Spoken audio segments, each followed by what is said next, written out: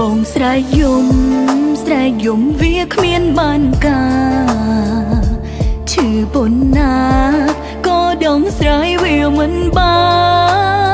នប្រគល់ស្នេហ៍អត់ឃ្លានជ្រុលជ្រោះលំទាំងប៉ះខ្លួនប្រាណរឿងប៉ុន្មានច្រឡំថាគេស្មោះបងសួរអូនខ្ពើមទេពេលដឹងបែបហ្នឹងខ្ពើមឬខឹងអងវអូនឆ្លើយយ៉ាងណាសួរថាឈឺដែរទេវាឈឺហើយស្ទះឈាមម្ដងកាលស្នេហាអើយខំថែគេលេបយកបាត់ឆ្លោះតែទួយបងក៏រត់តែចោលអូនបាត់ឆ្លោះស្ងាត់យើងអាចជានាជាថ្មី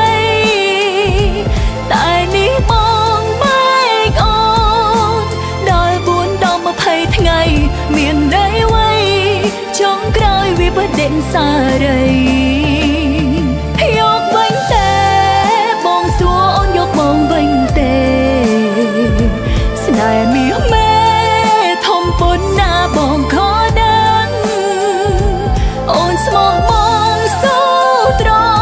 ង់ទោះគេដៀលប្រលឹងថែបងវិញទោះជាប់ឈ្មោះមកក៏ដោយ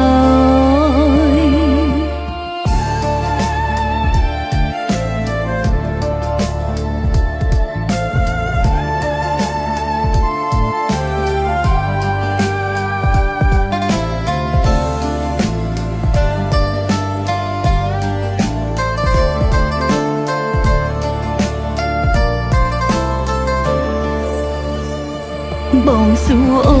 នខ្ពើមទេពេលដឹងបែបហ្នឹងខ្ពើមឬខឹង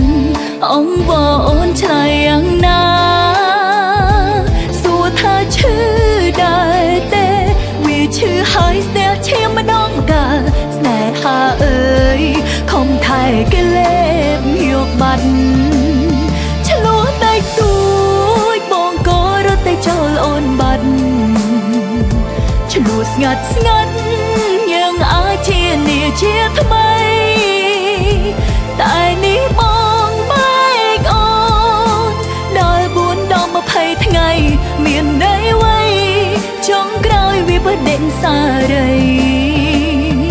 យកវិញទេបងសួរអូនយកបងវិញទេស្នេហ៍មាសមេធំប៉ុណ្ណាបងខដឹងអូនស្មោះបងសូត្រង់ទោះគេដៀលប្រលឹងថែបងវិញ